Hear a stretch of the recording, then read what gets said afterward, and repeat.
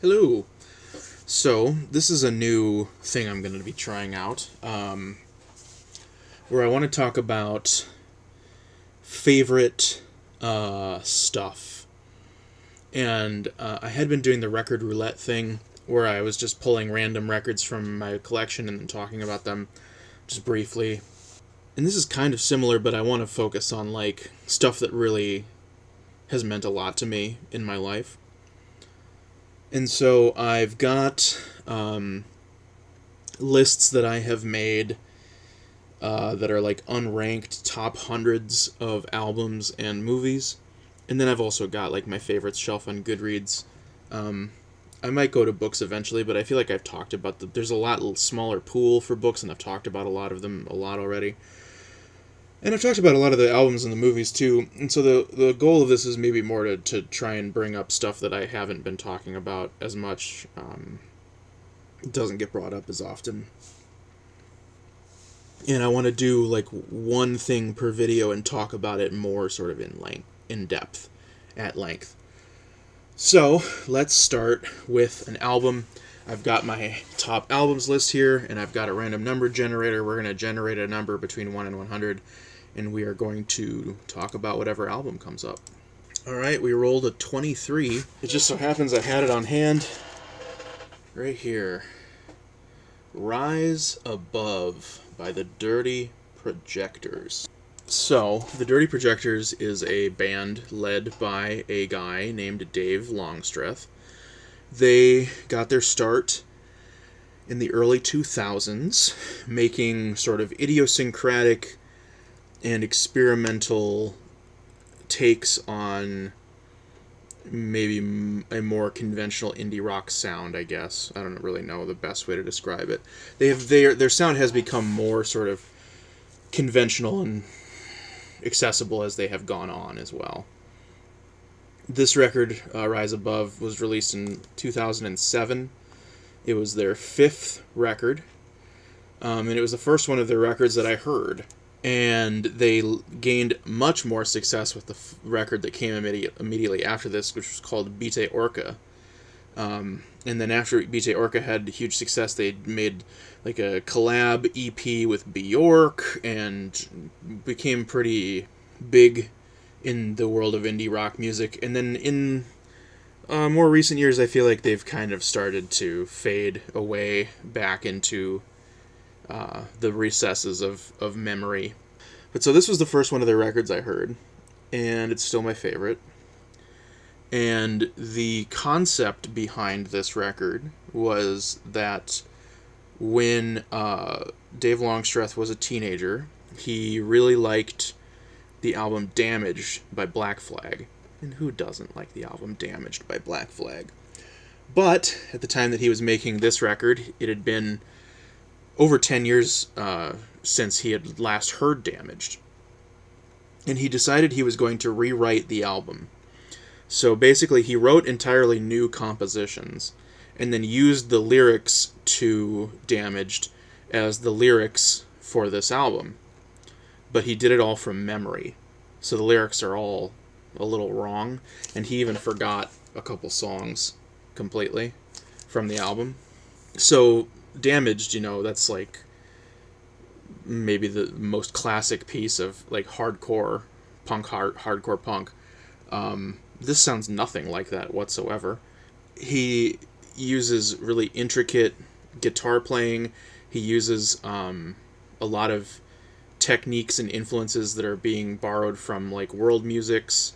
There's this vocal technique that comes from, I think, like Southeast Asian music. There's a word for it that I don't know. I'm sorry, I'm ignorant. Where there are two people sort of singing in syncopation with each other, where that'll be like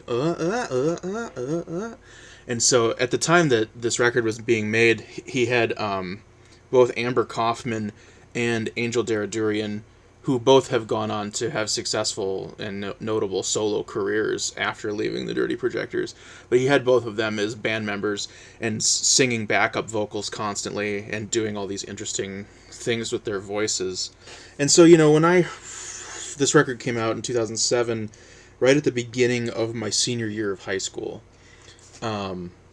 And I was in a weird sort of, place at the time, and I think this album really hit hard, hit close to home for me when it came out, because I think it really got at this sort of weird intersection that I was at in my life, where I was moving past hardcore and that sort of style. The aggressiveness wasn't appealing to me very much anymore at that time in my life, but the sort of lonely outsider feeling that a lot of that record gets at, being separate from society, being at odds with society, like as an iconoclastic person.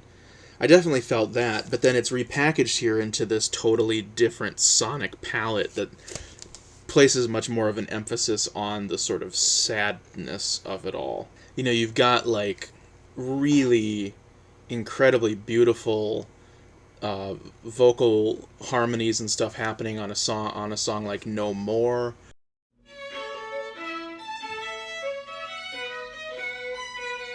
You've got strings and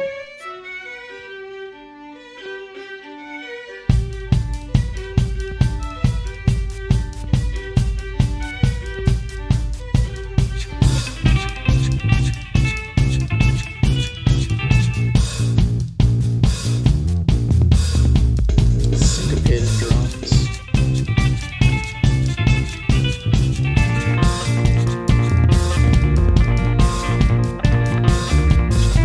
No, I won't believe that this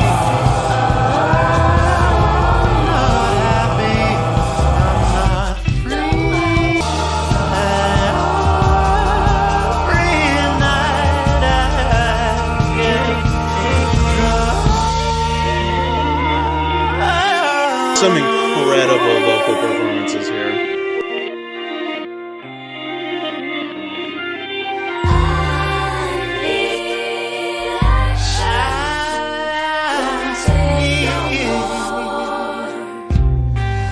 It won't work out. Oh, no. And, there are songs that like the song Depression. The original version of Depression by Black Flag is such a sort of, the lyrics, when you listen to them, it's definitely, about depression, but like, let me give you a taste.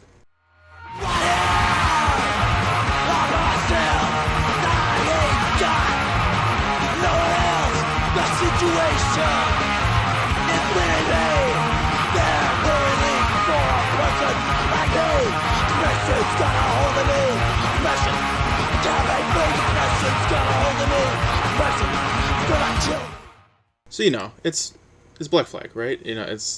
But the way that Longstreth handles this is by just really honing in on the feeling, the depression feeling. One of my favorite songs, some of the best guitar playing ever.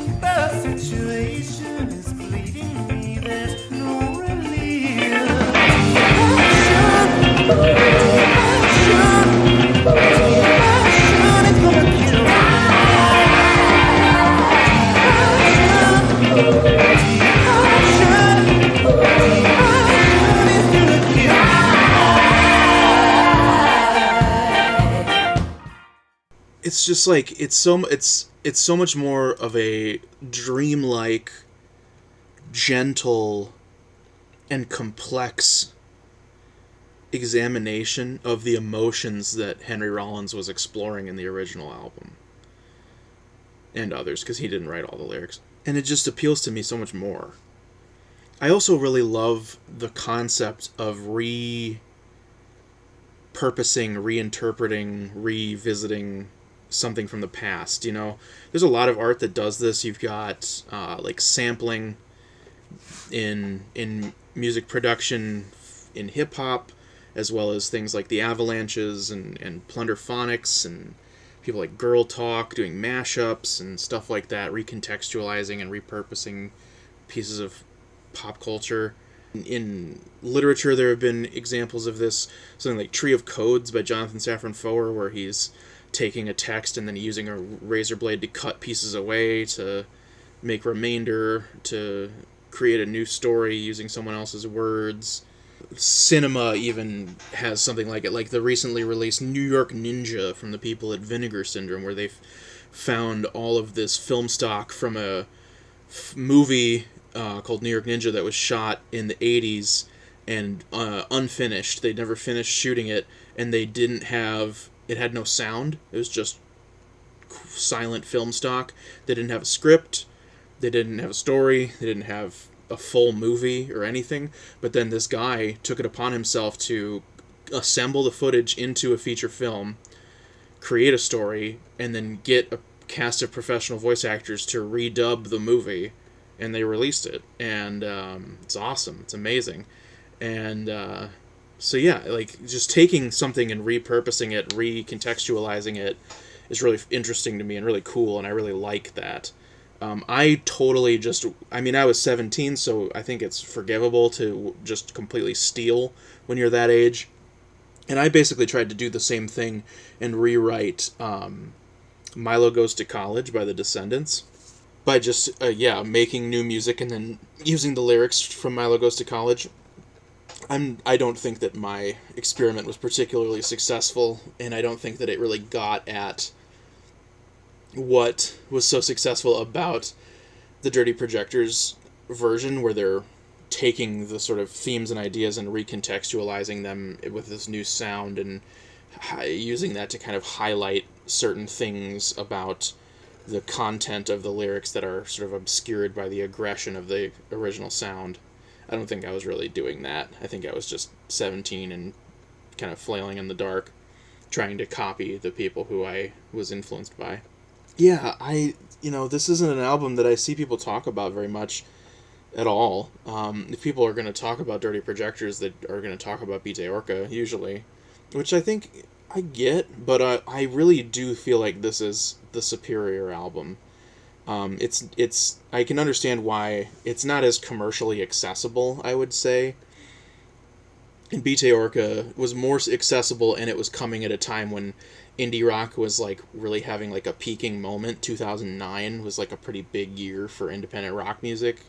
It was when it sort of started to really break into the zeitgeist again for the first time in quite a while, when you had bands like Passion Pit and Animal Collective and others who were having like pretty large amounts of success, and hipsters were like a big thing, and being a hipster was a very big thing, and Urban Outfitters and all that shit. And Dirty Projectors kind of rode that wave for a little bit. Yeah, I really love this record. It's not one that I put on that often anymore. I don't think that it holds much of a sway over my current life 15 years after it came out and I heard it for the first time. But it has a very important place in my musical history. And for a time, meant a great deal to me at a current time, the current time when it came out. And I think that a lot of the stuff that is on these lists that I'm going to be exploring is similar in that way, where it may not feel as urgent and relevant to who I am right now in my 30s, but it had a very important place and time in my life.